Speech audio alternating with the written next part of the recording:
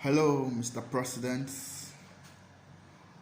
My name is Rafiu Adeniro Lawal, one of the vulnerable youth in Nigeria. I bring to your notice the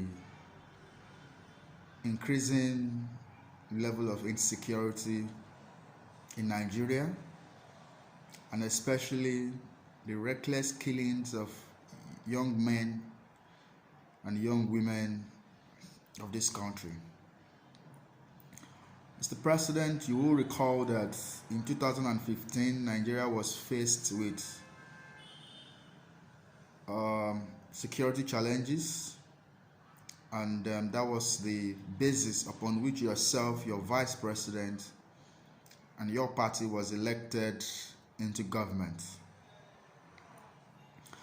Mr. President, 5 years down the line, the security situation of this country has worsened. Not only has the Boko Haram group continued to torment our people in the entire northern part of the country, the southern part of the country is also not immune, as we have seen the activities of bandits and kidnappers continue to go on the increase. Mr. President, you would recall that in recent times,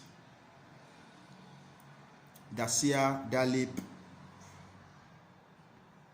a young student from Jos Plateau State who was on his way to the University of Maiduguri for his studies, was murdered in cold blood by the Boko Haram group. Also, you are also aware of over 4 students of Catholic Seminary in Kaduna who were also murdered in cold blood. We have also not forgotten Liai Shaib, the 16-year-old girl who was abducted by Boko Haram some years back, until date remained in their captivity. As we speak, that innocent girl recently gave birth to a leader of the Boko Haram while she remained in their custody. Mr. President, this is unacceptable to millions of young men and women of this country as we continue to lose our contemporaries to insecurity. Mr. President, Nigeria is a signatory to several international policy frameworks and conventions. And most specifically, I speak about the United Nations Security Council Resolution 2250, the first UN resolution on youth peace and security. As one of the cardinal pillars, the United Nations Security Council requests member states of the United Nations, including Nigeria, to ensure that young men and young women are protected during conflict and post-conflict situations. Mr. President, the reverse is the case in Nigeria. On a daily basis, we lose our young men and young women as a result of insecurity. Nigerians are not safe abroad. Nigerians are not safe at home. Mr. President, whatever it takes to bring peace, to ensure that Nigerians can now carry out their business in a peaceful environment, should be done immediately. Nigerians are tired of excuses. If it involves negotiating with this terrorist group, please do.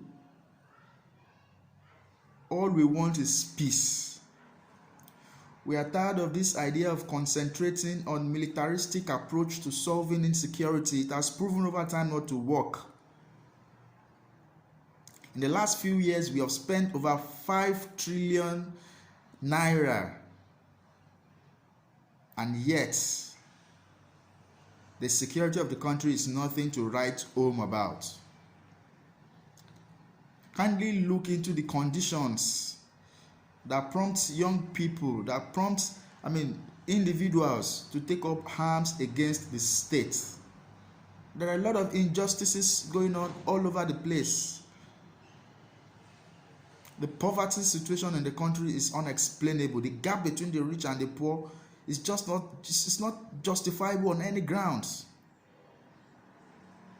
The unemployment in Nigeria is, God, over 30% of this population are unemployed. Mr. President, there are no infrastructures to support the aspirations of young people. These are basically the triggers of violent extremism.